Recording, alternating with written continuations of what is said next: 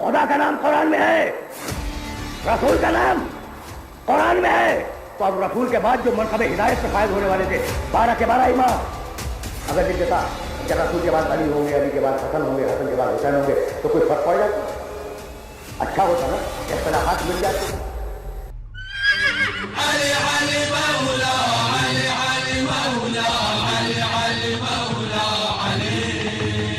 جی میں محمد نعمان بات کر رہا ہوں پاکستان سے. نواز بھائی کیا حکم ہے بھائی؟ اللہ تعالیٰ آپ کو عزت. نعمان آپ کو بھی عزت دے اللہ تعالیٰ. حضرت میں معذرت، پہلی بات تو میں یہ تھوڑی سی تمہید باندھ دوں کہ میں اہل سنت سے ہوں، لیکن ہمارے اہل سنت کے نزدیک جو ہے نا سیدنا علی رضی اللہ عنہ، سیدنا حسن حسین فاطمہ زہرا ہمارے آنکھوں کے تارے ہیں، ہم ان سے بہت محبت کرتے ہیں. اگر آپ یہ سمجھتے ہیں کہ اہل سنت محبت نہیں کرتے تھی تو بات بالکل غلط ہے نا. اور دوسرا مسئلہ یہ ہے کہ میں نے صرف یہ کرنا کہ اگر کوئی شخص کہہ دے کہ ہم رسول پاک صلی اللہ علیہ وسلم سے محبت کرتے ہیں لیکن ان کے اتباع نہیں کرتے تو اس کا کیا ویلیو ہے؟ جی دیکھیں، اتباع تو ہم بالکل کرتے ہیں، یہ بھی نہیں ہو سکتا کہ ہم اتباع نہیں کرتے ہیں. اب دیکھیں صرف مسئلہ میرا سوال یہ تھا کہ آپ نے جو ہے نا جب بھی آپ سے قرآن مجید کے آیت مانگی گئی ہے سیدنا علی رضی اللہ عنہ کی امامت پر، تو آپ نے یہ کہا قرآن میں تحریف ہوئی ہے، تبدیلی ہوگی، خلفاء نے وہ آیتیں مٹا دی ہیں، یہ ہیں وہ ہیں. ٹھیک ہے نا، یہ بات ہوئی. اور آپ کا یہ بھی کہنا ہے کہ جی سیدنا علی کی امامت قرآن میں ثابت نہیں ہے، باطل ہے یہ قول. تو میں نے کہا کہ جب آپ کی احادیث کتب احادیث میں اتنی حدیثیں صحیح سند کے ساتھ آپ تک پہنچی امامہ کے ذریعے سے، اس میں کئی آیتیں بھی لکھی ہوئی تھیں، وہ اتنی آیتیں تو پہنچ گئیں، لیکن یہ امامت والی آیت آج تک آپ تک نہیں پہنچی. یہ مجھے اس پر بڑا تعجب ہوتا ہے. جب بھی آپ سے پوچھا کہ آپ نے کہا کہ جی وہ ہے تعریف ہوئی تو ٹھیک ہے. جی تعجب آپ کو ہوتی ہے نا جو آپ قرآن کی تاریخ نہیں جانتے، اسلام کی تاریخ کو نہیں جانتے، بلکہ وحی کی تاریخ کو نہیں جانتے.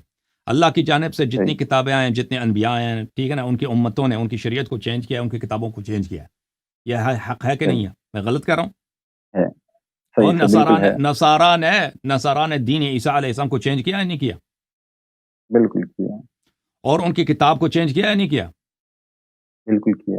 یہودیوں نے حضرت موسیٰ علیہ السلام اور جو بنی اسرائیل کے انبیاء تھے ان کے ساتھ غداری کیا یا نہیں کیا؟ اس وقت جو حضرت ایک منٹ تھوڑی سی بات بھائی آپ کہتے ہیں مجھے تعجب ہے، جیسے ایسے ہم نے کوئی ایسے انوکھی بات کی ہے، ہم نے کوئی ایسے عجیب و غریب بات کی ہے کہ جب بھی آپ سے اتنی آیتیں آپ کی احادیث آپ کی کتب حدیث میں اتنی حدیثیں آئی ہیں صحیح سند کے ساتھ. آپ میرے بھائی صاحب، آپ یہ سوال آپ کے علماء سوال یہ کرتے ہیں نا، کہتے ہیں آپ 12 اماموں کے نام قرآن میں بتائیں نا. وہ جب سوال کرتے ہیں تو ہم کہتے ہیں آپ نہیں بات سنیں، نہیں مجھے بات کرنے دیں. دیکھیں میرا قول بھی نقل کرتے ہیں نا تو انصاف کے ساتھ نقل کرو. آپ کے علماء کہتے ہیں کہ آج مجھے 12 اماموں کے نام قرآن میں بتاؤ، تو میں ان کو یہی کہتا ہوں کہ تم مجھے بھائی بات سنو نا، پلیز میری بات سنو. محمد نعمان، یہ آیت کیوں نہیں ہے ابھی تک؟ محمد نعمان بات سنو. آپ کو علماء کہتے ہیں کہ مجھے 12 اماموں کے نام قرآن میں دکھا دو، تو ہم یہی عرض کرتے ہیں ان کے لیے تو ہمیں وہ قرآن دکھاؤ جس کو بکری کہا گئی تھی نا. تو میرے بھائی یہ بات جو ہے نا، آپ کہتے ہیں کہ ائمہ طاہرین کے نام دکھا دو، ٹھیک ہے نا.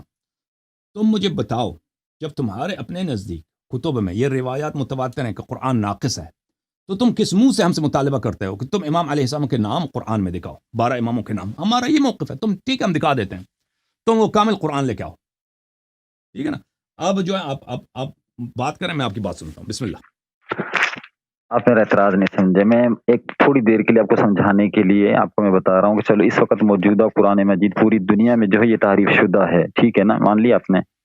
تو دوسرا یہ ہے کہ آپ کے اماموں کے پاس سیدنا علی کے پاس تو یہ عائشہ کا موقف ہے، ٹھیک ہے یہ عائشہ کا موقف ہے یا عمر کا موقف ہے یا عثمان کا موقف ہے یا بتا دیں کہ بتا دیں کہ سیدنا علی کے پاس اصل قرآن مجید مکمل تھا یا نہیں تھا. مجھے نہیں معلوم، میں اس کا جواب مجھے دینے کی ضرورت ہی نہیں ہے بھائی. آپ لوگوں کے موجودہ قرآن جو ہے آپ لوگ کہتے ہو یہ ناقص ہے. پہلے اس کو طے کرو، پھر بات کرتے ہیں کہ امیر المومنین صاحب کے قرآن کہاں گیا، ٹھیک ہے نا. وہ دوسرا سوال ہے. پہلے اس بات کو مان لو، یا قبول کرو یا رد کرو. تم پہلے بولو. جب یہ عائشہ کہتی ہیں کہ یہ قرآن میں موجود تھا، عمر کہتا ہے فلان آیا قرآن میں موجود تھا، سورہ احزاب جو ہے سورہ بقرہ سے زیادہ لمبا تھا، ٹھیک ہے نا. تم ہم پہ نہ آ جاؤ، تم اپنا جواب دے دو. پہلے اپنا جواب دے دو، پھر اس کے بعد کہیں گے کہ امیر المومنین صاحب کے قرآن کہاں گئی ہے، ٹھیک ہے نا. میں صرف آپ سے آپ کا موقف پوچھ رہا ہوں کہ نہیں امام نہیں معصوم نہیں 12 نہیں اماموں کے پاس نہیں قرآن مجید اصل موجود تھا نہیں، یا نہیں، صرف اتنی سی دیکھیں بات ہے، آپ اتنی بحث میں جانے کی دیکھیں ضرورت ہی نہیں، کیونکہ آپ کے پاس کوئی جواب ہی نہیں ہے۔ دیکھیں اگر آپ پہلے کہیں گے پہلے ہاں تو آپ پہلے کے پاس روایت دیکھیں نہیں ہے۔ لوگوں کا قرآن، یہ تو اللہ تعالیٰ نے کتنے قرآن بھیجے ہیں، لوگوں کے لوگوں بھی کے لے بھیجے ہیں۔ قرآن کو بالکل موجود ہے دنیا میں، اس پر بحث نہیں ہو رہی، بات ہو رہی ہے کہ آپ کے پاس جو قرآن موجود ہے امام معصومین کے پاس، اس کو مکمل تھا یا نہیں۔ آپ مجھے بتائیں کہ کیا اللہ تعالیٰ نے کتنے قرآن بھیجے ہیں؟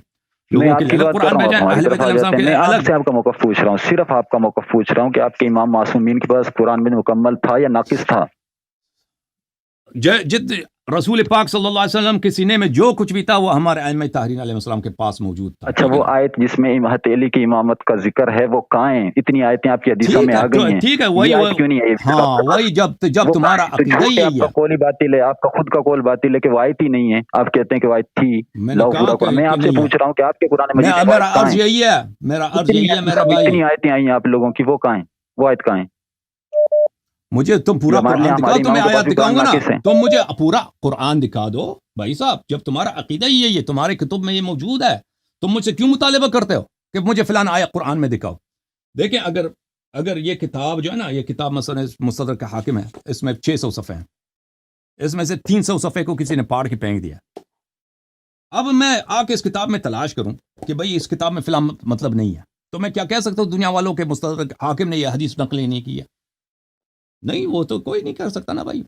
جب تم خود تمہاری کتب میں موجود ہے کہ قرآن ناقص ہے، قرآن ناقص ہے، قرآن ناقص ہے، تو تم کیسے ادعا کرتے ہو کہ تم ہمارے ائمہ علیہ السلام کے نام دکھاؤ؟ پھر نام کی ضرورت نہیں ہے، صفات جب ائمہ اللہ تعالیٰ نے قرآن مجید میں صفات بتا دیا، رسول پاک صلی اللہ علیہ وسلم نے اس آیات کی تفسیر بتا دی، وَأَطِیعُوا اللَّهَ وَأَطِیعُوا الرَّسُولَ وَأُولِي الْأَمْرِ مِنْکُمْ إِنَّمَا يُرِیدُ اللَّهُ لِیُذْهِبَ عَنْکُمْ الرِّجْسَ أَهْلَ الْبَیْتِ وَیُطَہِّرَکُمْ تَطْہِیرًا۔ بسم الله الرحمن الرحیم، فمن حاجك فيه من بعد ما جاءك من العلم فقل تعالوا ندعو ابناءنا وابناءكم ونساءنا ونساءكم وانفسنا وانفسكم ثم نبتهل۔ جب رسول پاک صلی اللہ علیہ وسلم نے سب کی تفسیر بیان کر دی ہے تو، اور اس طرح واضح تفسیر بیان کر دی ہے کہ صرف یہ اہل بیت طاہرین علیہ السلام ہے، کوئی اور نہیں ہے، وہ نام سے زیادہ اہم ہے، نام سے زیادہ واضح ہے۔ ٹھیک ہے نا؟ اب ایک سوال کر رہا ہوں میں، اللہ کا نام قرآن میں ہے، دیکھو تم سوچ رہے ہوگے کہ اب میں کہنے والا کیا ہوں، لیکن سن لو، بغیر رب کے بھی ایک بات سن لو، پھر شاید کوئی رب لگ جائے۔ اللہ کا نام قرآن میں ہے نا؟ اچھا، محمد رسول اللہ کا نام قرآن میں ہے، تو اگر 12 اماموں کے نام لکھ دیتا تو کیا فرق پڑ جاتا؟ اچھا تھا نا، اختلافات سارے مل جاتے۔ بھائی سننا، خدا کی قسم بڑے نازک مرحلے پر اپنے سارے سننے والوں کو لے کے آ گیا ہوں، اور اگر یہ نازک مرحلہ سر ہو گیا تو میری گفتگو تمام ہو گئی۔ بھائی خدا کا نام قرآن میں ہے، رسول کا نام قرآن میں ہے، تو اب رسول کے بعد جو منصب ہدایت پہ فائز ہونے والے تھے 12 کے 12 امام، اگر لکھ دیتا کہ رسول کے بعد علی ہوں گے، علی کے بعد حسن ہوں گے، حسن کے بعد حسین ہوں گے، تو کوئی فرق پڑ جاتا؟ اچھا ہوتا نا، اختلافات مل جاتے۔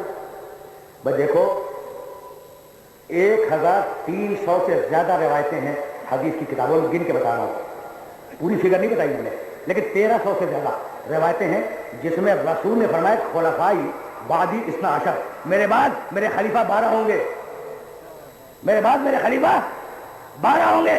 1300 سے زیادہ روایتیں موجود ہیں، تو یا رسول اللہ آپ نے خدا سے کہیے، خدا سے کہیے کہ وہ آپ کے نام کے بعد ان 12 خلفاء کے نام لکھ دے۔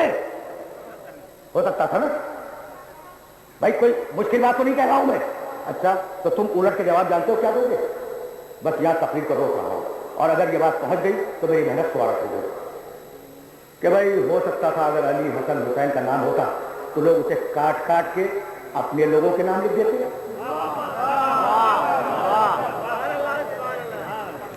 ایسا یہ بات میرے نوجوان دوستوں کو بڑی پسند آئی، حالانکہ مجھے اس سے اختلاف ہے، شدید اختلاف ہے۔ سننا میں کچھ کہنا چاہ رہا ہوں۔ میں نے کیا کہا کہ بھائی خدا کا نام قرآن میں ہے، رسول کا نام قرآن میں ہے۔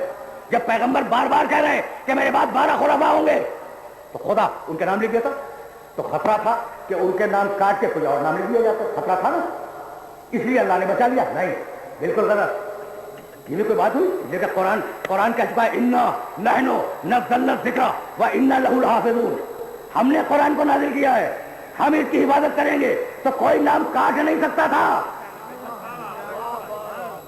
دیکھو میرے دوستوں، میرے عزیزوں، پوری توجہ دینا اس مسئلے پر۔ اور اگر یہ مسئلہ پہنچ گیا تو آج کی گفتگو مکمل ہو گئی، لیکن ابھی میں نے وہ اصول پیش کیا ہے، جواب نہیں دیا۔ پھر سننا، اللہ کا نام قرآن میں ہے، محمد کا نام قرآن میں ہے، محمد رسول اللہ کہتے ہیں میرے بعد 12 ہوں گے، 12 میں سے ایک کا بھی نام قرآن میں نہیں ہے۔ آخر بات کیا ہے؟ لکھ دیتا اللہ، کہا تحریف کا خطرہ تھا کہ لوگ ان ناموں کو کاٹ کے دوسرے نام لکھ دیتے۔ کیسے تحریف کا خطرہ تھا؟ کہاں کی تحریف؟ قرآن میں کہاں کی تحریف؟ انا نحن نزلنا الذکر وانا لہ لحافظون، اس قرآن کو ہم نے نازل کیا ہے اور اس قرآن کی حفاظت ہم کریں گے۔ تو تحریف تو نہیں ہو سکتی۔ جو نام علی، حسن، حسین، زین العابدین جو نام اللہ لکھ دیتا اسے کوئی مٹا نہیں سکتا تھا، دوسرا نام نہیں لکھ سکتا تھا۔ ٹھیک، اب میں ہدیہ کر رہا ہوں اپنے سننے والوں کو جملہ، اور اگر یہ جملہ پہنچ گیا، میری آج کی محنت سوارت ہو گئی، ٹھیک ہے نا؟ تو اللہ کے بعد محمد رسول اللہ، اس کے بعد علی، حسن، حسین، زین العابدین، محمد باقر، جعفر صادق نام لکھ سکتا تھا؟ نہیں لکھا نا۔ تحریف کا کوئی خطرہ نہیں ہے، ذہن میں رکھنا۔ لیکن ایک خطرہ ہے کہ قرآن میں تو نہیں مٹائیں گے، قرآن میں علی کا لفظ نہیں بتائیں گے، ممکن نہیں ہے، مٹ نہیں سکتا، تحریف ہو جائے گی۔ لیکن یہ تو کر سکتے ہیں نا کہ ان کے گھر میں جو بچہ پیدا ہو اس کا نام علی رکھ دیں۔ بھائی سننا میں کہنا کیا چاہ رہا ہوں بھائی، وہ حسن کے لفظ کو نہیں مٹا سکتے، لیکن یہ تو خطرہ ہے نا کہ جو بچہ ان کے گھر میں پیدا ہو اس کا نام حسن رکھ دیں۔ حسین کے لفظ کو قرآن سے نہیں مٹا سکتے تھے، لیکن یہ خطرہ ہے کہ جو بچہ ہمارے گھر میں پیدا ہوگا ہم اس کا نام حسین رکھ دیں گے، تو معاشرے میں سینکڑوں علی بن جاتے، سینکڑوں حسن بن جاتے، سینکڑوں حسین بن جاتے، یہ پتہ نہ چلتا کہ ان میں اللہ کا علی کون ہے، بندوں کا علی کون ہے۔